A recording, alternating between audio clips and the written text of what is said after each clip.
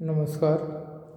मैं राकेश कुमार शर्मा, सह आचार्य हिंदी, श्री संत सुंदरदास राजकीय महिला महाविद्यालय दौसा, आज एमए उत्तरार्ध के छात्रों के लिए विशेष कवि सूरदास प्रश्न पत्र के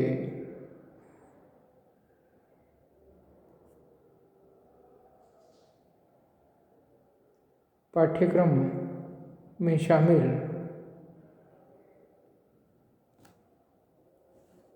सूरदास की भ्रमर गीत की पद संख्या 15 की व्याख्या आपके सामने रखता हूँ। कवि सूरदास जी कहते हैं, देखो नंद द्वार रथ ठाढ़ो, बहुरी सखी सुफलक सुत आयो, पर्यो संदेह उर्गाढ़ो, प्राण हमारे तब ही गयोले, अब कहीं कारण आयो, जानती हो अनुमान सखीरी, कृपा करन उठ धायो, इतने अंतर आय अपंग सुत, तें क्षण दर्शन दीनो, तब पहचान सखा हरिजू को, परम सुचित तन कीनो। कवि सूरदास जी कहते हैं कि जैसे ही उद्धव जी का रथ नंद जी के दरवाजे पर आकर खड़ा हुआ, उसे वहां देखकर गोपियां परस्पर विचार विमर्श करती है, आपस में बात करती है, कहती है, हे सखी, ऐसा विदित होता है कि अक्रूर एक बार फिर आ गए। यदि ये वही है तो बड़े अचंभे और आश्चर्य का विषय है। हमारे हृदय में संदेह उत्पन्न हो रहा है, क्यों आए हैं? ये पहले भी आए थे और तभी आकर हमारे प्राणों को हर के ले गए थे, किंतु अब इनका आना किस निमित्त हुआ है? सखी एक दूसरी सखी से कहती है कि मुझे ऐसा लगता है कि ये दोबारा कोई कृपा हम पर करने आए हैं, या यह अर्थ भी संभव है कि ये अब की बार हमारी किसी मनोकामना की पूर्ति के लिए आए हैं। इनका आगमन सार्थक प्रतीत होता है। और जब ऐसा अनुमान किया तब परिणाम कियो अति रुचिसों, और सबही कर जोरे, सुनियत रहे तैसे ही देखे, परम चतुर्मति भोरे, तुमरो दर्शन पाए आपनो, जन्म सफल कर जान्यो, सूर ऊधों सो मिलत भयो सुख, ज्यों जग पायो पान्यो। गोपियां कहती है कि उसी समय उद्धव जी उनके पास आ गए और उद्धव जी उन्हें दर्शन देने लगे। उद्धव जी के निकट आ जाने पर गोपियों ने उन्हें कृष्ण का परम प्रिय मित्र समझकर, जानकर चित्त में बड़ा संतोष पाया। संतोष और प्रसन्नता का कारण यह था कि जैसा वो मानकर चल रही थी कि अक्रूर आए हैं, तो अक्रूर नहीं उद्धव आए हैं, यह जानकर उन गोपियों को बड़ा संतोष हुआ। उन्हें अक्रूर के पूर्व कृत्य के कारण भय बना हुआ था। अब उद्धव के साक्षात मित्र रूप में दर्शन करके उनका भय निर्मूल सिद्ध हो गया। पूर्ण संतोष लाभ करने के बाद सभी गोपियों ने कृष्ण के मित्र उद्धव को करबद्ध प्रणाम किया। प्रणाम के पश्चात वे उद्धव से कहने लगी, हम तुम्हारे विषय में जैसा सुना करते थे, तुम वैसे ही चतुर और भोले भाले प्रतीत होते हो।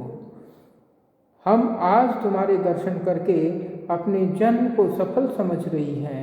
सूरदास जी कहते हैं, कृष्ण के मित्र उद्धव को प्राप्त करके अपने पास पा करके गोपियाँ इस प्रकार सुखी हुई जैसे मछली पानी को प्राप्त करके सुखी होती है। अंतिम पंक्ति में मिलत भयो सुख ज्यों जग पायो पान्यो में उपमा अलंकार है। और देखो नंद द्वार रथ ठाड़ो पंक्ति में नाटकीयता का भाव है। नंद के दरवाजे पर उद्धव को आया जानकर गोपियों को ज़्यादा आश्चर्य हुआ होगा और उनका हृदय अधिक ही सशंकित भी हुआ होगा। इसी प्रकार इस पद की वर्णन प्रणाली नाटकीय और प्रभाव डालने वाली है।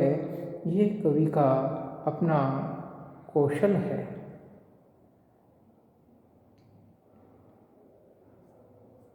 अगले पद में कवि सूरदास जी कहते हैं, कहो कहाँ ते आए हो जानती हो अनुमान मनो तुम जादव नाथ पठाए हो। वैसो ही वरण बसन पुनि वैसे ही तन भूषण सज ल्याए हो। सर्वस ले तब संग सिधारे अब का पर पहिराए हो। मनो मधुप एक मन सबको सो तो वहाँ ले छाए हो। मधुवन की मानिनी मनोहर तहें जाऊं जह भाए हो। यह कौन सयानप ब्रज पर का कारण उठ धाये हो। सूर जहाँ लो श्याम गात हैं जान भले कर पाए हों। इस पद में गोपियाँ उद्धव को आया हुआ जानकर उद्धव जी से प्रश्न करती हैं। कहती हैं कि हे उद्धव, कहो तो सही तुम कहाँ से आए हो। ये प्रश्न करके वे स्वयं ही कहती है कि अच्छा हम समझ गई, तुम यादवनाथ कृष्ण द्वारा भेजे गए हो। शायद कृष्ण ने तुम्हें भेजा होगा। हमें विश्वास है कि हमारा अनुमान गलत नहीं होगा। इस अनुमान का प्रमाण भी हमारे पास है। हम देख रही हैं कि तुम्हारा वर्ण भी बिल्कुल कृष्ण का सा है, श्याम है, और वैसे ही तुम्हारे कपड़े भी हैं। साथ ही अपने शरीर पर जो आभूषण धारण किए हुए हैं वे भी कृष्ण के से ही हैं। अतः हम अनुमान को निश्चय में बदलकर कह सकती हैं कि तुम्हें कृष्ण ने ही भेजा है। हे उद्धव, तुम आ तो गए हो, अब यह भी बता दो कि तुम्हारे आने का प्रयोजन क्या है, किस कारण से तुम आए हो। कारण हमारे पास जो था वह सभी तो कृष्ण अपने साथ लेकर चले गए, फिर अब हमारे पास कुछ भी शेष नहीं रहा। अतः अब आने का प्रयोजन क्या है। हे मधु उद्धव, सुनो, हमारे पास तो एक ही मन था जिसे चुराकर कृष्ण वहाँ चले गए हैं। अब यहाँ क्या है। देखो उद्धव, हम तो मथुरा की मानिनी प्रेम भाव भरी स्त्रियां हैं नहीं, हमारे पास तुम्हारी एक भी बात नहीं चलेगी। अतः तुम तो वहीं जाओ जहाँ तुम्हें अच्छा लगे।